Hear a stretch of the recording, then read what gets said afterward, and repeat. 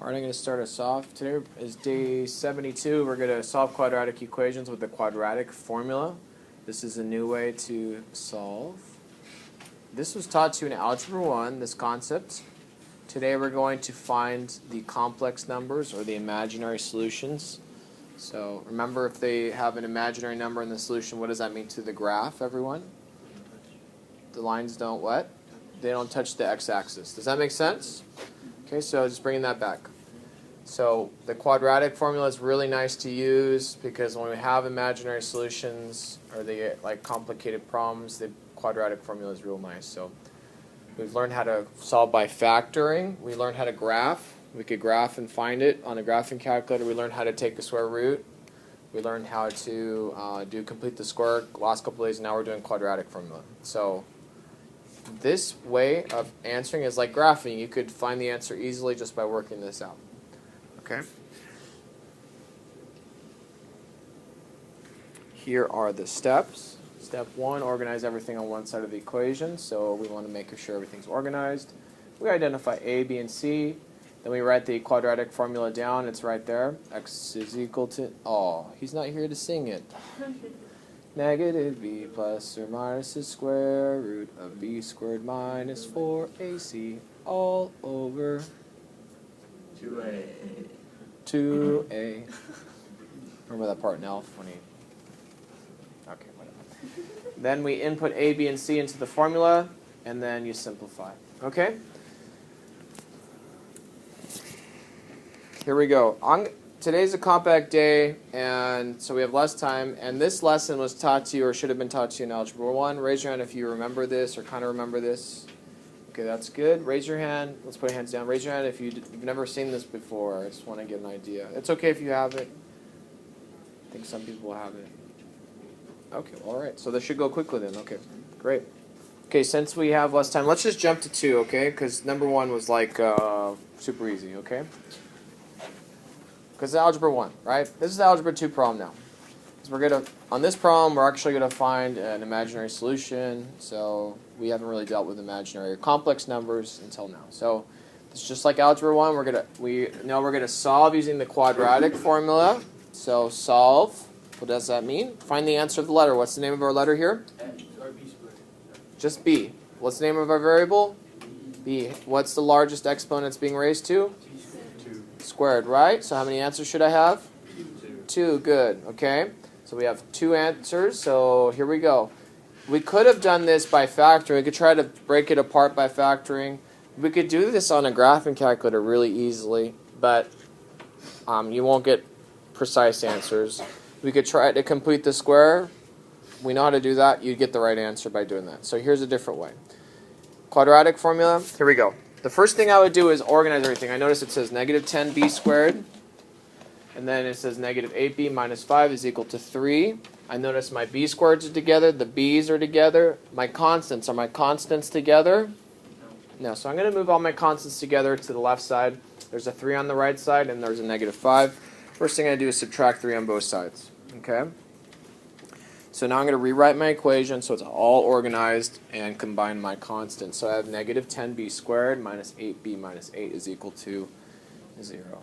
Okay? Does that make sense so far? Okay. Then we know a, b, and c. What's our a, everyone? What's a? Negative 10. B? Negative 8. C? Negative 8. Okay, cool. So we know that. So it's all organized. We want to make sure we know that. We can't say what a, b, and c are until everything's organized. Like right here, it's not organized yet. So now we're going to write down the quadratic formula after we identify it. So I'll put it over here to give us a little space. So x is equal to negative b plus or minus the square root of b squared minus 4ac all over 2a. Okay, so now we're going to substitute the values in for a, b, and c. So every time I substitute, here's a tip, is put it into its own set of parentheses. So we have a negative b, so it's going to be a negative 8. So we're going to put negative 8 plus or minus the square root of b squared, which is negative 8 squared minus 4 times a times c. And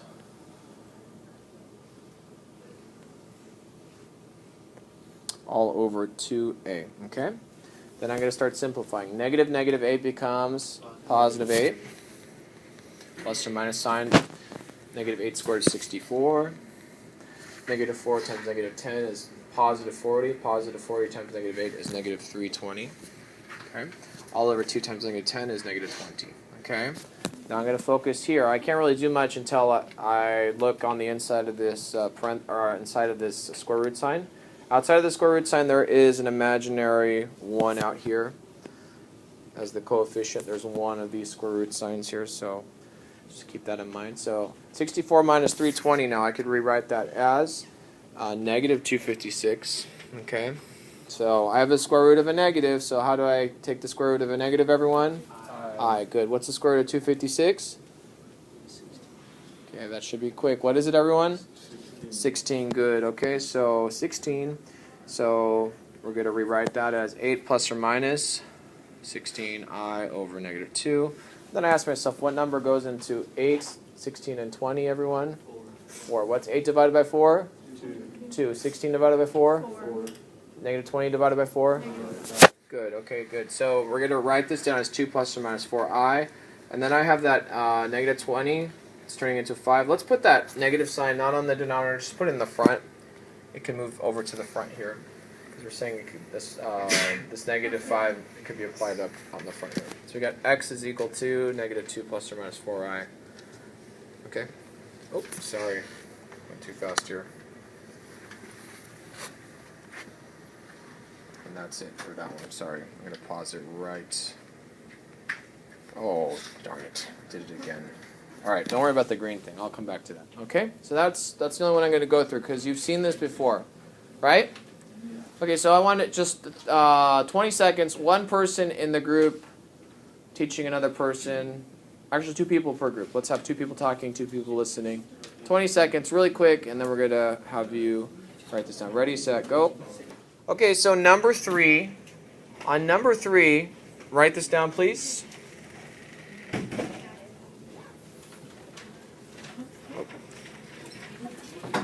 We're all writing down number 3. You're going to work this out. You can work with your group if you like, because I know you've done this before. So I'm going to do this. The problem says solve using the quadratic formula. I see a pattern here. I could factor this. Can you all agree that I could factor this out? Yeah, so like look at mine. I'm gonna work this out by factoring here. I want you to just use, you're not doing what I'm doing. You're going to do the quadratic formula, okay? You're all doing the quadratic formula. So go, everyone's working. I'm just showing you, you'll get the same answer if you factor here. Okay?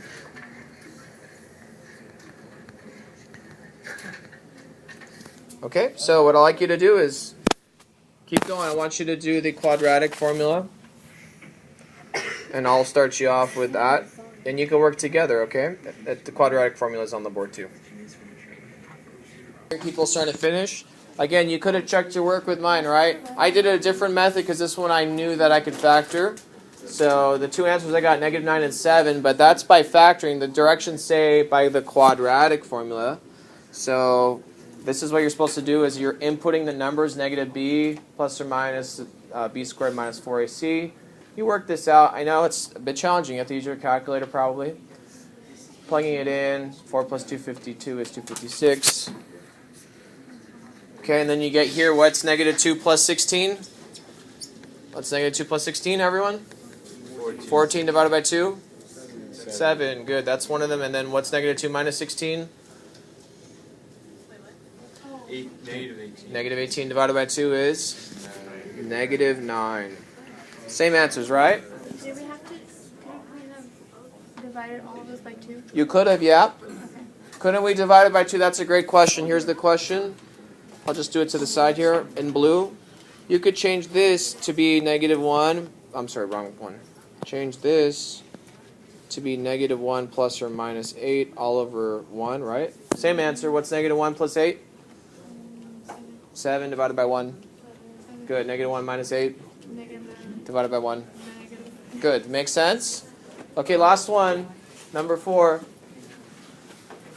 So on this one, please write it down. This one, you don't start the quadratic formula until you do step 1. So work with your group to discuss how you do step 1.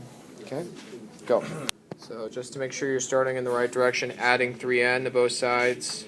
You should have 6n squared plus 3n minus 2 is equal to 0. Okay?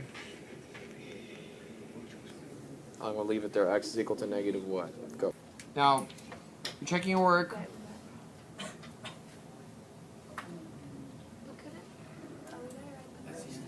That's the answer, yeah. So it's actually 3 plus or minus rad 57. So that's what I had. I just simplified. Okay, so you simplified 3 and 12. Are we allowed to do that? No, because this term right here, there's a term with a rad 57. The imaginary, or the number we're assuming is a coefficient is I, or not I, 1 right here. 1. Y'all see that? So what number goes into 3, 1, and 12? Just 1 does, so we can't really like reduce or simplify this. Okay? So what do you prefer? Do you prefer the quadratic formula or complete the square? You sure? Because a lot of you didn't get this last one, right? Just one.